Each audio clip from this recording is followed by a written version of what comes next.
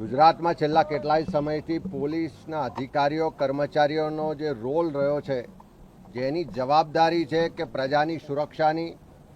કાયદો વ્યવસ્થા જાળવવાની, એના બદલે ભારતીય જનતા પાર્ટીના નેતાઓ, મંત્રી અને ગૃહમંત્રીના ઇશારે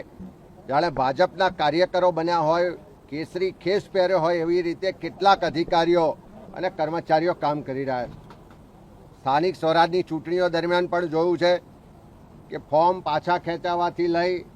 ચૂંટણીના પ્રચાર પ્રસારના સમયથી લઈ અને મતદાનના દિવસે પણ પોલીસના અનેક અધિકારીઓ,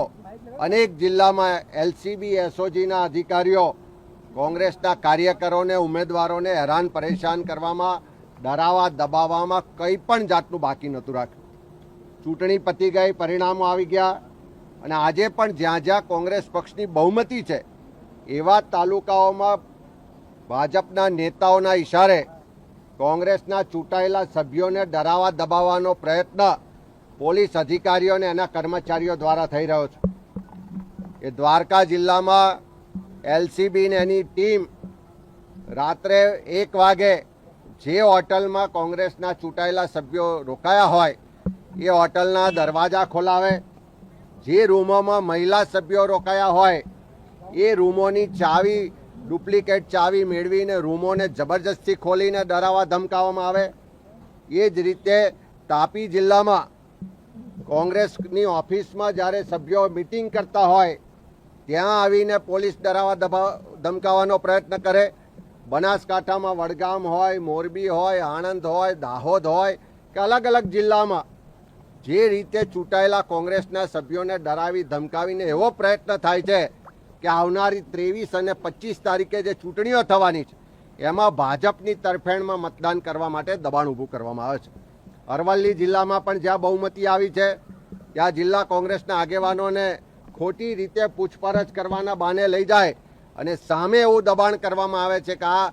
તાલુકા પંચાયત ભાજપના હવાલે મૂકી દો તો તમારી પર કેસ નહીં થાય, નહીં તો તમને ખોટા કેસોમાં ભરાવીને કાર્યવાહી કરીશું. આજે ડીજીપીને પણ વાત કરી છે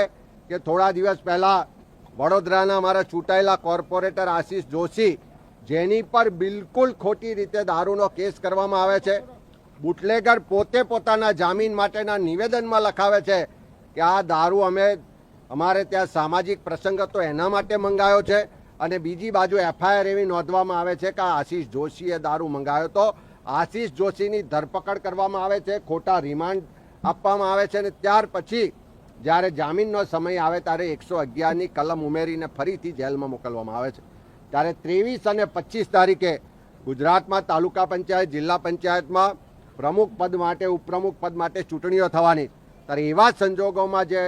ભાજપના પિઠ્ઠું બનેલા જે પોલીસ અધિકારીઓ છે, કર્મચારીઓ છે, એ પોતાની ફરજ બરોબર નિભાવે,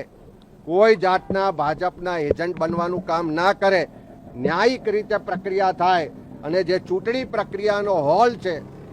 એ હોલમાં પોલીસને જવાની પરમિશન નથી હોતી જ્યાં સુધી ચૂંટણી અધિકારી એને ના બોલાવે. પણ કેટલીક જગ્યાએ પોલીસના અધિકારીઓ અંદર ઊભા રહીને દબાણ ઊભું કરવાનો પ્રયત્ન કરે છે. ત્યારે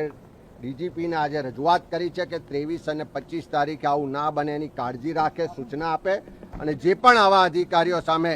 આખી ચૂંટણી દરમિયાન અમે ફરિયાદો આપી છે, પુરાવા આપ્યા છે,